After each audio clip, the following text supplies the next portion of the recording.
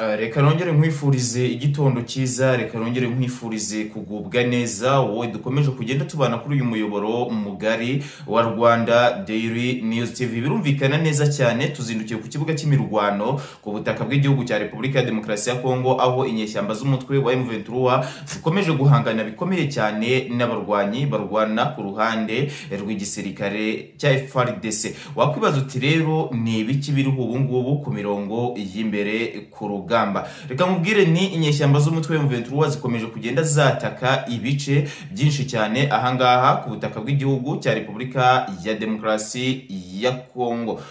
Ubu ushobora kwibaza ngo M23 iri kwataka M23 ku munsi w'ejo nimugoroba nibwo naguhereje amakuru ndakubwira ngo M23 iri gushaka kwataka Uvira ku buryo bukomeye cyane. Ubu ngubu rero M23 iri kwataka Uvira, iri kwataka abarwanyi b'abarundi, iri kwataka abarwanyi b'abawazalendo, iri kwataka FARDC iherereye hariya Uvira. Ibingibi ndabikubwira ku buryo burambuye, ariko kandi nindangiza kubikubwira ku buryo burambuye turajya mu bice byafashwe n'izi nyeshyamba z'umutwe wa M23 tube twareba ese mu by'ukuri M23 ibice yafashe abaturage bimeze bite. Ese abaturage bakomeje kwishimira M23 cyangwa bakomeje kugenda bayinubira ku buryo bukomeye cyane? Ibi ngibi nabyo turabigarukaho. Turerekeza ku mupaka uhuza u Rwanda ndetse n'igihugu cya Repubulika ya Demokarasi ya Kongo i Rusizi, turebe uko byifashe, kandi turerekeza Kamanyura n'ahangaha rwose turagenda tureba uko byifashe nyuma y'uko ku munsi w'ejo higaruriwe n'inyeshyamba z'umutwe wa M23. Wakwibaza ngo M23 n'ukubera iki ikomeje kugenda yataka imipaka ku buryo bukomeye cyane ahangaha ku butaka bwa Repubulika ya Demokarasi ya Kongo? Ibi ngibi nabyo turi buze kugenda tubirebaho gatanu kuri gatanu. Noneho rero ni munyemerere amakuru yacu tuyagarukeho ku buryo burambuye, ariko tutaragarukaho ku buryo burambuye reka mbanze nkwibutse gukora subscribe, ukomantinge ndetse yewe unalikinge kugira ngo amakuru yacu akomeze kugenda akugeraho gatanu kuri gatanu. Mbahereje ikaze. Reka duhere kuri izi nyeshyamba z'umutwe wa M23 ziri kwataka Uvira ku buryo bukomeye cyane.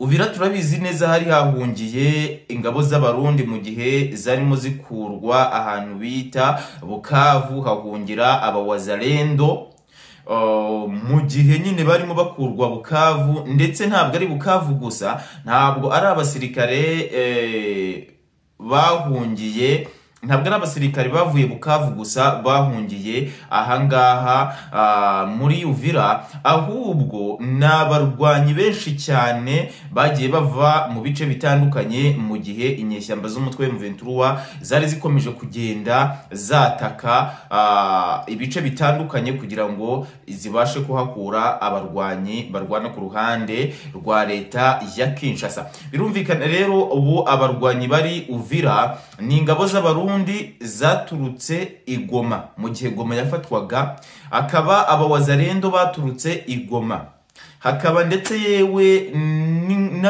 n'abasirikare ba FARDC n'ubundi baturutse i Goma mu gihe Goma yari irimo ifatwa ku buryo bukomeye cyane. Ndetse n'abasirikare bose maze kukubwira baturutse no mu bindi bice bitandukanye ahangaha za Bukavu na za Kamanyura na hose ku mupaka wa Rusizi. Abasirikare bose baragiye birunda ahangaha kuri uyu mupaka wa Uvira, ngo kubera ko niyo nzira yonyine isigaye ishobora gucyura abarundi bakomeje kugenda barwana ahangaha ku butaka bwa Repubulika ya Demokarasi ya Kongo. Niyo mpamvu bagiye gufata iyi Uvira. Baravuga bati M23 idufatanye Uvira, abarundi baba baheze ahangaha mu gihugu cya Repubulika ya Demokarasi ya Kongo, kandi kuhahera ni ugukomeza gupfa ku buryo bukomeye cyane, kubera ko M23 nta mpuhwe iri gushyira gushyiramo, nta mpuhwe iri gushyiramo kuri buri muntu wese washobora kuyitambika ahangaha mu gihugu cya Repubulika ya Demokarasi ya Kongo. Ni muri urwo rwego rero M23 nayo idakomeje kugenda idohoka. Ubu ngubu amakuru nkura ku butaka bwa Repubulika ya Demokarasi ya Kongo nampamiriza neza ko ubu ngubu tuvugana inyeshyamba z'umutwe wa M23 zatangiye kwataka Uvira ku buryo bukomeye cyane. Noneho rero mwabantu mwe ni munyemerere twerekeze Bukavu, twerekeze Goma, twerekeze no mu bindi bice byinshi cyane bifitwe na M23, ariko turerekeza Bukavu ndetse na Goma. Ese mu by'ukuri uribaza, uratekereza abaturage babayeho bate nyuma yuko izi nyeshyamba z'umutwe wa M23 zigaruriye iyi migi ibiri isa nk'ikomeye ahangaha mu burasirazuba bw'igihugu cya Repubulika ya Demokarasi ya Kongo? Yigaruriye Goma mu gihe gito, ihise yigarurira na Bukavu. Uribaza abaturage babayeho bate nyuma yuko bari kuyoborwa na M23? Amakuru aturuka muri iyi migi ibiri ndetse yewe inakomeye aravuga ko abaturage batuye muri iyi migi bishimiye M23 ku buryo bukomeye cyane, ndetse bakanavuga ko batifuza ko M23 itarekura ibi bice ngo kubera ko ikomeje kugenda izana amahoro n'umutekano ahangaha ku butaka bw'igihugu cya Repubulika ya Demokarasi ya Kongo, cyane cyane mu bice yagiye yigarurira. Abaturage rwose baratangaza ko bishimiye M23 ku rwego rwo hejuru, ko ndetse batanifuza ko hari ikintu na kimwe cyabaho ngo kibe cyavana M23 ahangaha kuri ubutaka bw'iki gihugu cya Repubulika ya Demokarasi ya Kongo. Aba bakomeje kubitangaza ni aba hano Igoma, ni aba Bukavu ndetse no mu bindi bice byinshi cyane bifitwe na M23. Ngayo nguko reka twerekeze ku mupaka uhuza igihugu cya Uganda ndetse n'igihugu cya Repubulika ya Demokarasi ya Kongo. Ubwo ngubwo ni hariya Ibunagana. Ubu tuvugana abarwanyi ba FARDC, abawazarendo, ingabo z'abarundi FDNB ndetse na FDLR bari bakomeje kuba bari hariya ku mupaka ku buryo bukomeye cyane, ariko noneho ubu ngubu bamaze kuhava nyuma yuko ingabo z'abarundi zimanukiye, ingabo z'abagande zimanukiye zikagera ahangaha Ibuniya muri Repubulika ya Demokarasi ya Kongo, kandi bavuga ko baje guhangana na buri wese ukomeje kugenda ubangamira umutekano w'abaturage, cyane cyane w'Abahima, ngo bari bakomeje kugenda bicwa mu buryo butunguranye kandi bw'amayobera ku buryo bukomeye cyane ahangaha ku butaka bw'igihugu cya Repubulika ya Demokarasi ya Kongo. Ariko M23 ntihweme kuvuga ko ari abarwanyi ba FARDC bakomeje kugenda bica aba Bahima. Ibyo rero byaje kurakaza Museveni ndetse n'umuhungu we General Muhozi Kainerugaba, bafata umwanzuro wo kohereza ibitwaro ndetse n'abasirikare benshi ahangaha muri iki gihugu cya Repubulika ya Demokarasi ya Kongo.